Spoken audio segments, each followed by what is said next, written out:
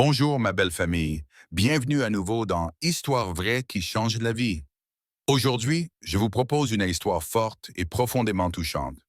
Olivia Hart se tenait dans la salle de bain de son petit appartement, les yeux rivés sur le test en plastique qu'elle tenait dans ses mains tremblantes.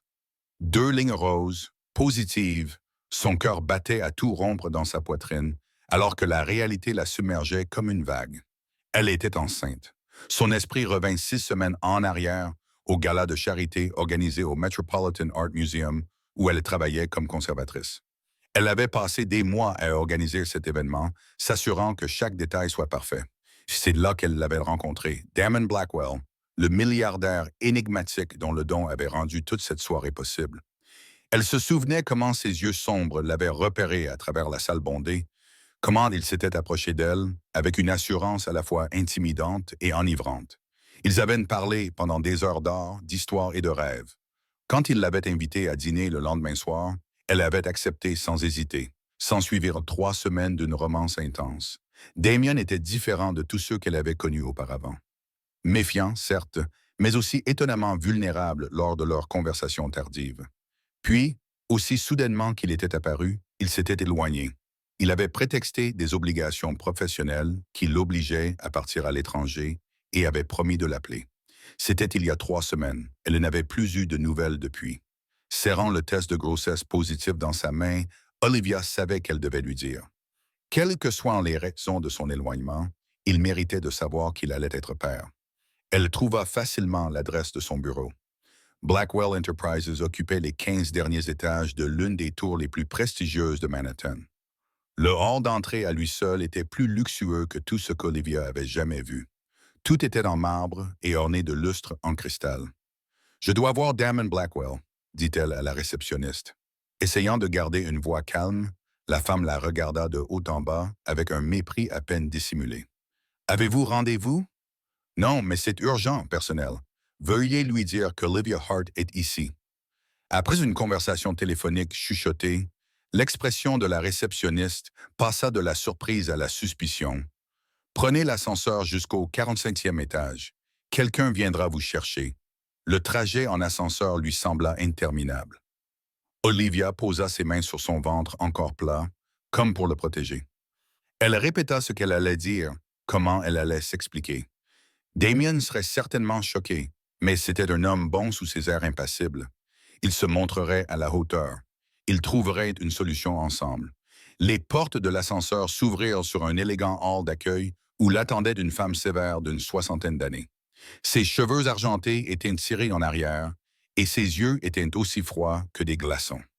Mademoiselle Hart, je suis Rebecca Blackwell, la mère de Damon. La femme ne lui tendit pas la main. Mon fils est en réunion, mais lorsque son assistant ait mentionné votre nom, j'ai pensé qu'il valait mieux que nous parlions d'abord. Je dois vraiment voir Damien directement, dit Olivia. Anis sentit un frisson lui parcourir l'échine. Je n'en doute pas. Le sourire de Rebecca n'atteignait pas ses yeux. Dites-moi, mademoiselle Hart, combien d'argent voulez-vous? Olivia cligna des yeux. Excusez-moi, ne vous moquez pas de mon intelligence. Vous avez eu une brève liaison avec mon fils et maintenant vous êtes ici avec une histoire destinée à lui soutirer de l'argent. Combien vous faudra-t-il pour disparaître discrètement? Je ne suis pas ici pour l'argent, dit Olivia en élevant la voix. Je suis ici parce que je suis enceinte et que Damien est le père. Il a le droit de le savoir. Rebecca rit, un rire dur et sec. Enceinte, comme c'est prévisible.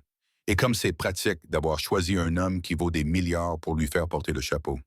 Je n'accuse personne, c'est la vérité. La vérité, dit lentement Rebecca, c'est que mon fils est stérile. Il l'est depuis qu'il a eu une grave maladie dans la vingtaine. Il lui est médicalement impossible d'avoir des enfants. Donc, quel que soit le bâtard que tu portes, ce n'est certainement pas le sien. Ces mots frappèrent Olivia comme un coup physique. Ce n'est pas possible. Il n'y a eu personne d'autre. Pas depuis plus d'1 an, Damien, et personne depuis. Alors je te suggère de remonter plus loin dans le temps, ma chère. Ou peut-être as-tu simplement oublié l'une de tes autres conquêtes. Quoi qu'il en soit, je te suggère de partir avant que je ne fasse appel à la sécurité. Je veux entendre cela de la bouche de Damien. Rebecca sortit son téléphone et appuya sur un bouton. « Chérie, il y a quelqu'un ici qui fait des déclarations assez extravagantes. » Peux-tu me consacrer un moment? Le cœur d'Olivia bondit d'espoir lorsque des pas se rapprochèrent dans le couloir. Puis Damian apparut, et l'espoir s'évanouit. Son visage était sculpté dans la pierre. Ses yeux étaient dépourvus de la chaleur dont elle se souvenait. Olivia. Sa voix était monocorde.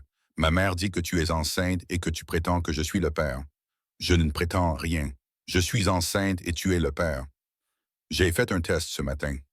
Damien serra les mâchoires. C'est impossible. Je suis stérile. Depuis des années. C'est dans mon dossier médical. Vérifié par plusieurs spécialistes. Mais nous étions ensemble.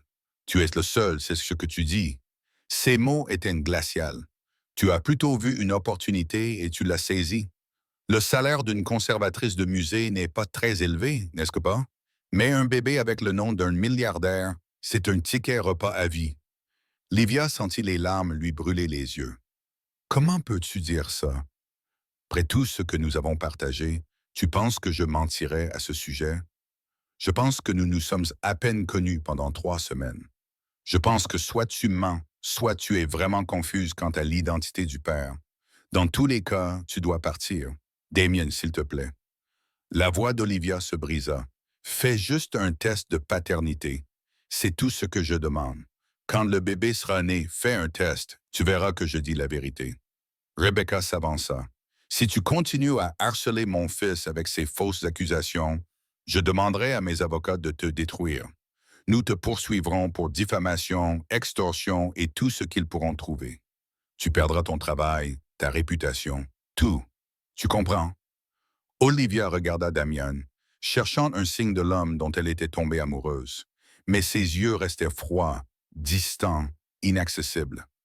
Je comprends, murmura-t-elle. Je comprends parfaitement. Elle se retourna et retourna vers l'ascenseur, les jambes tremblantes. Alors que les portes se refermaient, elle aperçut une dernière fois Damian debout à côté de sa mère, le visage inexpressif. L'homme qu'elle croyait connaître n'était qu'une illusion. Dans la rue en contrebas, Olivia laissa libre cours à ses larmes. Les gens se pressaient sur le trottoir bondé, personne ne remarquant la femme dévastée qui pleurait au coin de la rue. Elle posa ses 2 mains sur son ventre, sur la petite vie qui grandissait en elle. « Ça va aller, murmura-t-elle. Nous n'avons pas besoin de lui. Nous nous en sortirons très bien tout seuls. » Mais alors même qu'elle prononçait ces mots, son cœur se brisa en 1000 morceaux. Elle était venue ici dans l'espoir de trouver du soutien, un partenaire, de l'amour. Au lieu de cela, le père de son enfant l'avait traitée de menteuse et de croqueuse de diamants. Ce soir-là, assise dans son appartement exigu, Olivia appela sa petite sœur, Sophie. Il a dit « Quoi ?» La voix de Sophie explosa au téléphone. Il dit qu'il est stérile, qu'il est médicalement impossible qu'il soit le père. Oh, tu n'as été avec personne d'autre. Je le sais. Tu le sais, mais il ne me croit pas. Sophie resta silencieuse pendant un moment. Bon, voilà ce qu'on va faire. Tu vas appeler ton médecin demain et mettre en place un suivi prénatal approprié. Tu vas tout documenter et tu vas être la meilleure mère du monde pour ce bébé, avec ou sans Damien Blackwell. Et s'il avait raison? La voix d'Olivia était faible. Et si, d'une manière ou d'une autre, ce n'était pas possible? Alors ce serait un miracle, dit Sophie avec fermeté. Et ce bébé serait toujours le tien, toujours désiré, toujours aimé. Tu n'es pas seul dans cette épreuve, Liv. Je suis là pour toi. Après avoir raccroché, Olivia prit rendez-vous avec le Dr. Patricia Moore, son médecin. Quoi qu'il arrive, elle y ferait face. Elle le devait pour la petite vie qui dépendait d'elle. Allongée dans son lit cette nuit-là, une main posée sur son ventre, Olivia fit une promesse. Cet enfant serait aimé, protégé, saurait qu'il était désiré, même si son père les avait rejetés tous les deux. Ce qu'Olivia ignorait, c'est que de l'autre côté de la ville, dans son appartement terrasse, Damon Blackwell contemplait les lumières scintillantes de Manhattan, les paroles de sa mère résonnant dans son esprit. Mais sous la certitude qu'elle lui avait inculquée, une petite graine de doute avait été semée.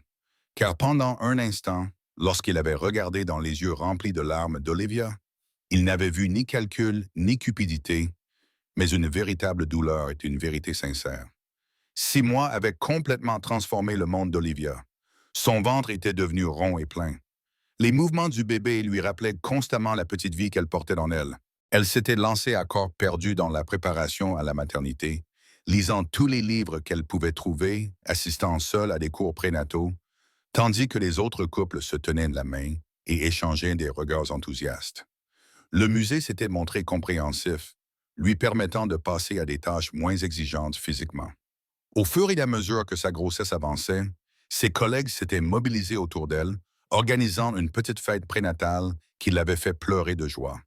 Sophie avait emménagé dans sa chambre d'amis, insistant sur le fait qu'Olivia avait besoin de soutien pendant ces derniers mois. Elle n'avait aucune nouvelle de Damien. Pas un mot, pas un message. Certains matins, elle se réveillait en colère contre son rejet. D'autres jours, la douleur était si profonde qu'elle pouvait à peine respirer. Mais la plupart du temps, elle se concentrait sur l'avenir, sur la fille que les échographies avaient révélé qu'elle portait. C'est un jeudi après-midi que tout a changé. Livia venait de terminer le catalogage d'une nouvelle livraison de peinture de la Renaissance lorsque son téléphone a vibré. Un numéro inconnu. Mademoiselle Hart, dit Catherine Mills, vous ne me connaissez pas, mais nous devons parler de Damon Blackwell. La main d'Olivia se posa instinctivement sur son ventre.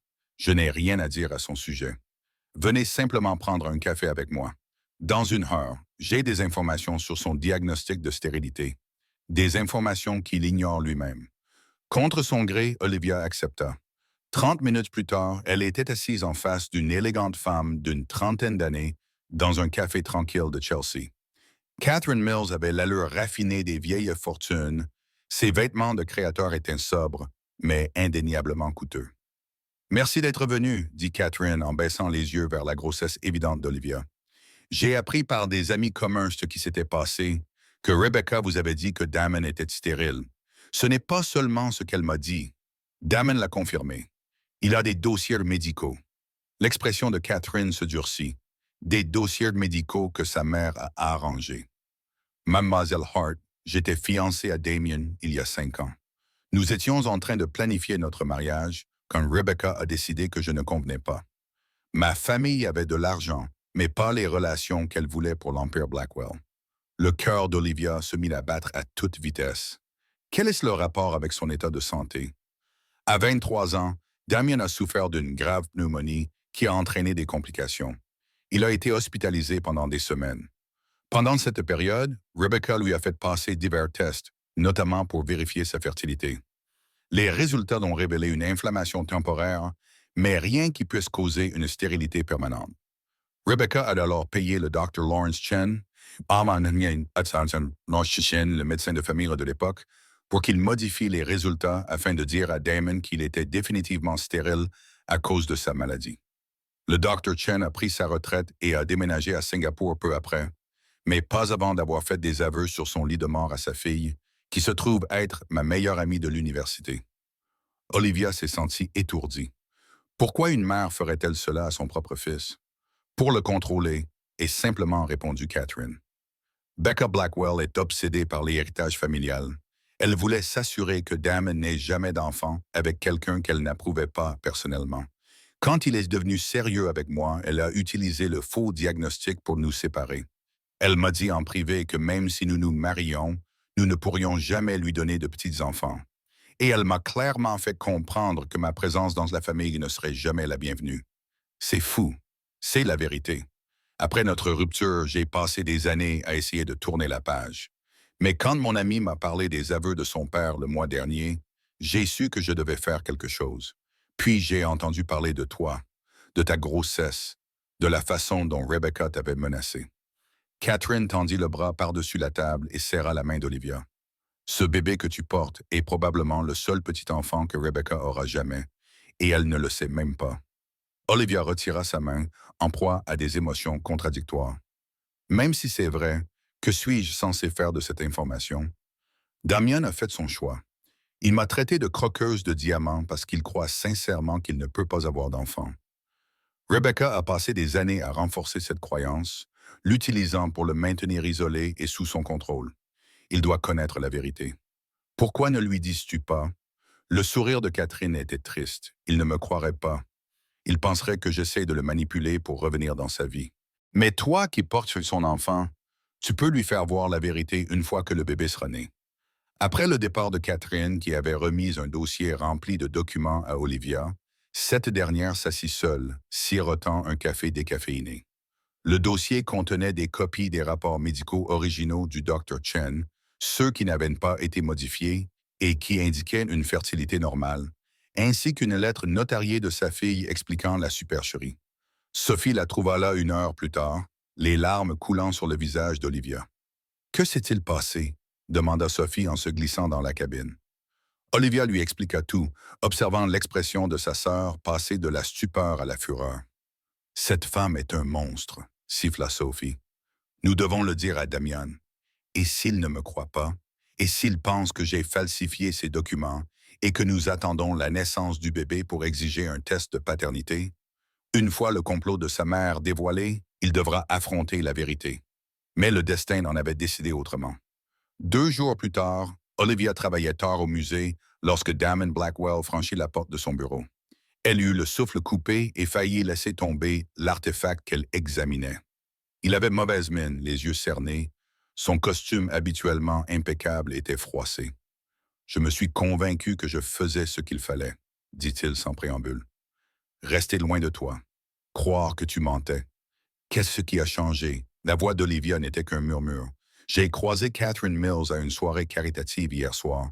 Elle m'a dit que je devrais poser à ma mère des questions difficiles au sujet du Dr. Chen. Le cœur d'Olivia s'arrêta de battre. Et tout l'a fait. Je l'ai confrontée ce matin. Au début, elle a tout nié. Mais j'ai engagé les meilleurs détectives privés. Ils ont retrouvé la fille du Dr. Chen à Singapour en quelques heures. Elle m'a envoyé les aveux de son père. Sa voix s'est brisée. Ma propre mère m'a volé 20 ans de ma vie. Elle m'a fait croire que je ne pourrais jamais avoir de famille.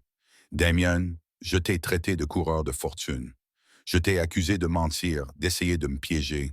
Tout ce temps, tu disais la vérité. Il s'est approché, les yeux brillants. Je suis tellement désolé, Olivia. Je ne m'attends pas à ce que tu me pardonnes, mais j'avais besoin que tu saches que je te crois maintenant, que je sais que ce bébé est le mien. La main d'Olivia s'est posée de manière protectrice sur son ventre, où leur fille faisait sa gymnastique du soir.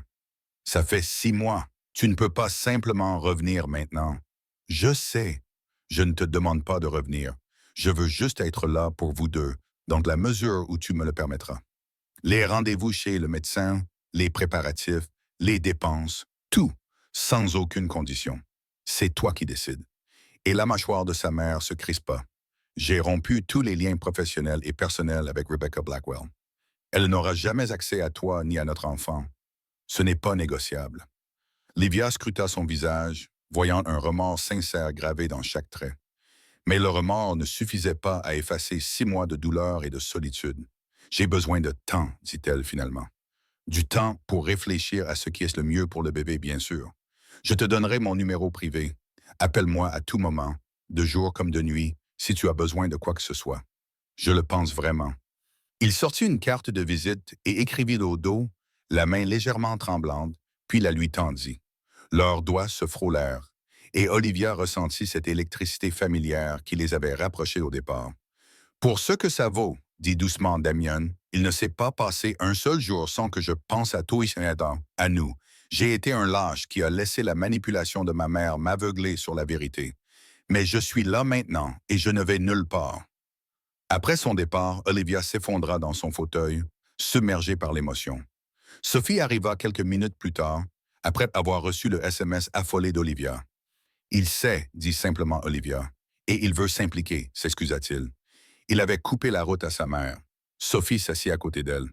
Que veux-tu, Liv?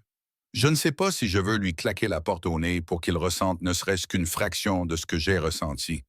Mais une autre partie de moi se souvient pourquoi je suis tombée amoureuse de lui au départ. Et ce bébé mérite un père qui l'aime. Alors, vas-y doucement. Fais-lui prouver qu'il a changé. Fais-lui regagner ta confiance. Cette nuit-là, allongée dans son lit, Olivia sentit sa fille lui donner un coup de pied puissant contre ses côtes. Elle sortit la carte de Damien et fixa le numéro écrit en caractères gras. Elle était prête à faire cela seule. Mais maintenant, contre toute attente, elle avait le choix. La question était de savoir si elle avait le courage de donner une chance à l'homme qui lui avait brisé le cœur, ou si certaines trahisons étaient tout simplement trop profondes pour être surmontées. 3 semaines s'étaient écoulées depuis la révélation de Damien, et fidèle à sa parole, il avait laissé de l'espace à Olivia tout en se manifestant de manière subtile. Un lit de bébé haut de gamme était apparu dans son appartement, accompagné d'une note. Seulement le meilleur pour notre fille. Ses fleurs préférées lui étaient livrées chaque semaine, toujours accompagnées de messages simples. Je pense à vous deux ou j'espère que vous allez bien. Il ne la poussait jamais, ne lui demandait jamais rien. Il était simplement présent en périphérie de sa vie, attendant qu'elle lui donne la permission de se rapprocher. C'est Sophie qui a finalement convaincu Olivia de le laisser l'accompagner à un rendez-vous chez le médecin.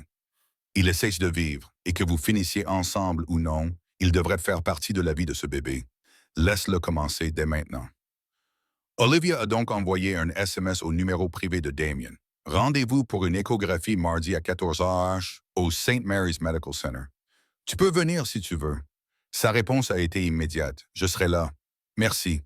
Le mardi est arrivé avec un temps exceptionnellement chaud pour un mois de mars. Olivia portait une robe de maternité fluide d'un bleu tendre. Son ventre de 7 mois était proéminent et impossible à cacher. Elle est arrivée en avance, nerveuse et agitée, et s'est présentée à la réceptionniste, Olivia.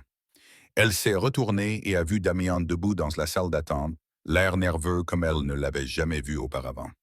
Il portait un jean et un simple pull au lieu de ses costumes de créateur habituels, comme s'il avait consciemment essayé de paraître moins intimidant. « Ah, tu es venu » a-t-elle dit inutilement. « Je n'aurais manqué ça pour rien au monde. » Son regard s'est posé sur son ventre. L'étonnement remplaça la nervosité. « Tu es magnifique. Comment te sens-tu? » Fatiguée, elle aime s'entraîner au kickboxing à 3 heures du matin. Un sourire illumina son visage. Elle tient déjà de toi, forte et déterminée. Avant qu'Olivia n'ait le temps de répondre, le docteur Patricia Moore l'appela. Damon la regarda d'un air interrogateur et Olivia acquiesça. Ensemble, ils entrèrent dans la salle d'examen. « Vous devez être le père, » dit chaleureusement le docteur Moore en tendant la main à Damien. « Je suis ravi que vous puissiez vous joindre à nous aujourd'hui. » Alors qu'Olivia s'allongeait sur la table et que le médecin appliquait le gel froid sur son ventre, elle sentit la main de Damon flotter près de la sienne. Sans tout à fait la toucher, mais suffisamment près pour qu'elle puisse sentir sa chaleur. Sur une impulsion, elle prit sa main et la serra doucement. Ses doigts s'enroulèrent autour des siens comme si elle lui avait offert le cadeau le plus précieux au monde. Puis l'écran s'alluma. Leur fille est maintenant complètement formée. Elle suce son pouce et change de position. « Tout semble parfait », dit le docteur Moore en déplaçant la sonde pour capturer différents angles. Le cœur bat fort, elle est de bonne taille, active comme toujours. Damon fixait l'écran, fasciné. Olivia regardait les larmes couler sur son visage alors qu'il voyait sa fille bouger et vivre en elle. « C'est notre bébé », murmura-t-il, la voix chargée d'émotion. « Notre petite fille. » « Voulez-vous connaître sa position actuelle ?» demanda le docteur Moore avec un sourire complice. « Oui, s'il vous plaît », répondirent Olivia et Damon à l'unisson. « Elle a la tête en bas, exactement là où elle devrait être, prête à rencontrer ses parents. » Après le rendez-vous, Damon raccompagna Olivia à sa voiture, lui tenant toujours la main comme s'il avait peur de la lâcher. « Merci, dit-il, de m'avoir permis de participer à cela. Je sais que je ne le mérite pas. » Olivia se tourna vers lui. « Bon sang, il faut qu'on parle. Vraiment parler de ce qui se passera quand elle sera née. De la coparentalité, de tout. D'accord. Il y a un parc à 2 pâtés de maison d'ici. On peut y aller à pied si tu es libre. J'ai libéré tout mon emploi du temps pour aujourd'hui. Je suis tout à toi. » Ils marchèrent lentement dans Riverside Park, le Hudson scintillant sous le soleil de l'après-midi. Olivia sentit le bébé bouger et se calmer, comme si même elle savait que cette conversation était importante. « J'ai eu beaucoup de temps pour réfléchir, » commença Olivia, « à ce que ta mère a fait, à ta réaction, à tout ça. Je comprends pourquoi tu ne m'as pas cru au début. Les preuves médicales semblaient accablantes. Ce n'est pas une excuse pour la façon dont je t'ai traité. Non, ce n'est pas une excuse. Tu m'as profondément blessé, Damien. Tu m'as fait me sentir inutile, comme si j'étais une sorte de criminel qui essayait de t'escroquer. Ce n'est pas quelque chose que je peux simplement oublier. » Il s'arrêta de marcher et se tourna vers elle. « Je sais. Je repasse cette journée en boucle dans ma tête, en souhaitant pouvoir retirer chaque mot. Tu méritais mieux. Tu méritais quelqu'un qui te fasse confiance, qui croit en ce que nous avions. Mais je comprends aussi que tu étais toi aussi une victime, poursuivit Olivia. Ta mère t'a manipulé pendant des années, te volant ta chance d'avoir une famille. C'est impardonnable. J'ai engagé les meilleurs avocats spécialisés dans le droit de la famille de la ville, dit Damon. Pas pour te combattre, mais pour m'assurer que Rebecca ne puisse jamais s'approcher de notre fille. Je suis également en thérapie pour surmonter le traumatisme causé par sa manipulation. Je veux être le père que notre enfant mérite, pas quelqu'un accablé par le poison de sa mère. Livia sentit quelque chose s'adoucir en elle. Tu fais vraiment des efforts. Je fais vraiment des efforts, Olivia. Je ne m'attends pas à ce que tu m'aimes à nouveau. Je ne m'attends même pas à ce que tu me pardonnes complètement. Mais je te demande une chance de prouver que je peux être un bon père. Peut-être que si tu me le permets, nous pourrons retrouver notre amitié. La coparentalité fonctionne mieux lorsque les parents peuvent supporter d'être dans la même pièce. J'aimerais ça, admet Olivia. Et Damien, pour ce que ça vaut, je n'ai jamais cessé de tenir à toi. Même quand j'étais furieuse et blessée, je ne pouvais pas simplement ignorer ce que je ressentais. S'illumina dans ses yeux. Cela signifie-t-il que nous allons y aller doucement? Nous nous concentrons sur la préparation de l'arrivée du bébé. Nous construisons la confiance et nous voyons ce qui se passe. Au cours des 6 semaines suivantes, Damien devint une présence constante et fiable. Il assista à tous les rendez-vous chez le médecin, suivit des cours d'accouchement avec Olivia malgré les regards gênés des autres couples, et aida Sophie à aménager la chambre du bébé dans l'appartement d'Olivia. Il arrivait avec le dîner après les longues journées d'Olivia au musée. Il ne restait jamais trop longtemps, mais s'assurait toujours qu'elle avait bien mangé. Prudemment, ils commencèrent à reconstruire ce qui avait été brisé. Conversations tardives sur les prénoms de bébé, débats sur les philosophies parentales, rires partagés devant la quantité ridicule d'équipements pour bébé qui semblait nécessaire. Olivia se surprenait à attendre ses appels avec impatience. Il lui manquait lorsqu'une journée passait sans qu'elle le voie. Sophie l'a remarqué, bien sûr. Tu es en train de retomber amoureuse de lui, lui a-t-elle dit un soir en l'aidant à plier des vêtements de bébé incroyablement petits. Je ne suis jamais vraiment cessé de l'aimer, a admis Olivia. J'étais juste trop blessé pour l'admettre. Et maintenant, je pense que nous sommes peut-être tous les deux des personnes différentes, meilleures. Des personnes qui ont peut-être une chance de faire fonctionner cette relation. Mais l'univers leur réservait encore une épreuve. Olivia a accouché 3 semaines avant terme, un jeudi soir pluvieux. Elle était au musée pour terminer des formalités administratives avant son congé maternité lorsqu'elle a perdu les os. Sophie était en déplacement professionnel, alors Olivia a appelé la seule autre personne en qui elle avait entièrement confiance. C'est le moment. Il est arrivé à l'hôpital avant l'ambulance, après avoir apparemment enfreint toutes les règles de circulation à Manhattan. Le visage pâle d'inquiétude, il l'a aidé à sortir de la voiture et à se rendre aux urgences. « Je suis là », répétait-il. « Tu t'en sors très bien, on y est presque. » Mais des complications sont rapidement apparues. Le rythme cardiaque du bébé a chuté pendant les contractions. Et soudain, la salle s'est remplie de médecins et d'infirmières parlant d'un ton urgent. Le docteur Moore avait l'air grave tandis qu'elle examinait Olivia. Le cordon ombilical est comprimé. Nous devons pratiquer une césarienne d'urgence immédiatement. La terreur s'est emparée du cœur d'Olivia. Est-ce qu'elle va s'en sortir? Nous allons faire tout notre possible. Damien, vous devrez vous laver les mains si vous voulez être présent. Je ne la quitterai pas, dit Damien avec férocité, en serrant la main d'Olivia. Ni l'un ni l'autre. L'heure qui suivit se transforma en un brouillard surréaliste de lumière vive, de jargon médical et de peur écrasante. Damon resta à côté de la tête d'Olivia, lui tenant la main et lui murmurant des mots d'encouragement, même si son propre visage trahissait sa terreur. Puis, enfin, un cri aigu déchira l'air. « Elle est là », annonça le docteur Moore en brandissant un petit bébé qui gigotait, et elle est parfaite. Des larmes coulaient sur le visage d'Olivia lorsqu'ils posèrent leur fille sur sa poitrine pendant un bref instant avant de l'emmener pour vérifier ses signes vitaux. Le bébé avait une touffe de cheveux noirs qui ressemblait à ceux de Damien, mais ses yeux, lorsqu'ils s'ouvrirent brièvement, étaient ceux d'Olivia. « Elle est magnifique », murmura Damien en embrassant le front d'Olivia. « Vous êtes tous les deux si beaux.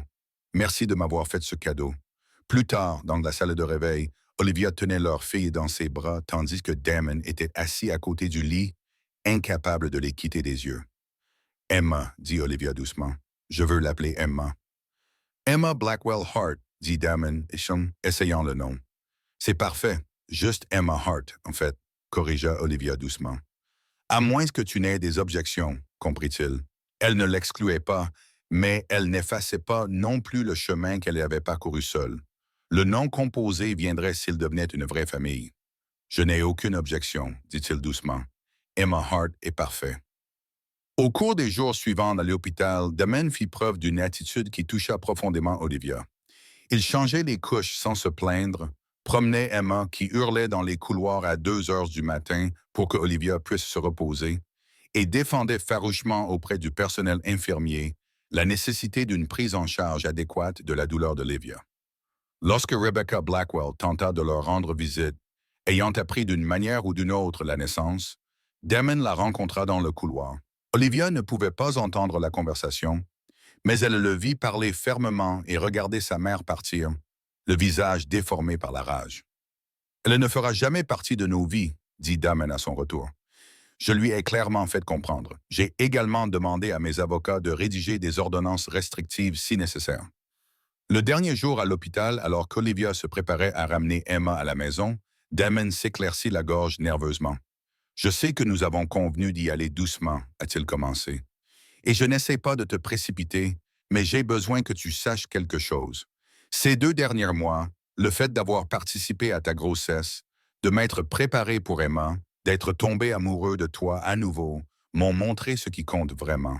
Ce n'est pas l'argent, ni les empires commerciaux, ni les héritages familiaux, mais simplement vous deux. Ma famille. » Le cœur d'Olivia s'est gonflé. « Damian, laisse-moi finir. Je ne te demande pas de m'épouser, ni même d'avoir une relation avec moi pour l'instant. Je te demande simplement de savoir que je t'aime. J'aime Emma. Et quand tu seras prêt, si jamais tu es prêt, je serai là à t'attendre, à espérer, mais aussi simplement reconnaissante de faire partie de votre vie, quelle que soit la place que vous m'accorderez. » Livia baissa les yeux vers Emma, qui dormait paisiblement dans ses bras, puis regarda à nouveau Damien.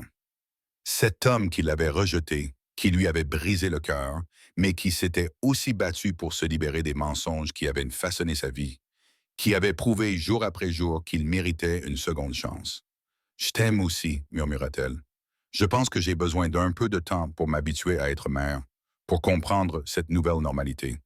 Mais je veux que tu saches que lorsque j'imagine notre avenir, ah, tu en fais partie. » Tous les trois ensemble, le sourire qui illumina son visage était comme le soleil émergeant des nuages. « Alors j'attendrai aussi longtemps qu'il le faudra. Nous avons tout le temps du monde. » 6 mois plus tard, par une fraîche matinée d'automne, Damien et Olivia se tenaient dans Central Park avec Emma entre eux. Elle était désormais un bébé potelé et joyeux qui riait pour un rien. Ils n'étaient pas mariés, ne vivaient même pas encore officiellement ensemble, mais ils formaient une famille à tous les égards qui comptait. « Elle est à tes yeux, » dit Damien en chatouillant le menton d'Emma, la faisant glousser. « Et ton côté têtu, » rétorqua Olivia en riant tandis qu'il marchait dans les feuilles mortes. Emma tendait les mains vers les couleurs dorées avec des coups joyeux. Olivia repensa au parcours impossible qui les avait menés ici. De l'accusation à l'acceptation, du chagrin à la guérison, de vies séparées à un avenir commun. « À quoi penses-tu » demanda Damon, remarquant son expression distante. « Eh bien, au fait que parfois l'impossible arrive, » répondit Olivia en se blottissant contre son épaule, tandis qu'ils regardaient leur fille découvrir le monde, et à quel point je suis reconnaissante que cela se soit produit. Damien passa son bras autour d'elle, serrant sa famille contre lui. « L'héritière impossible, » murmura-t-il. Le bébé qui avait tout changé, tandis qu'Emma riait à nouveau, tendant les bras vers ses parents avec une confiance totale. Ils savaient tous les deux que cette bénédiction impossible leur avait apporté quelque chose de bien plus précieux que la richesse ou le statut social. Elle leur avait apporté l'amour, la rédemption et un avenir prometteur. Merci d'avoir pris le temps d'écouter cette histoire. Si vous avez apprécié ce contenu, n'oubliez pas de cliquer sur « J'aime », de partager cette histoire avec vos amis et votre famille, et de vous abonner à la chaîne pour ne pas manquer d'autres histoires enrichissantes.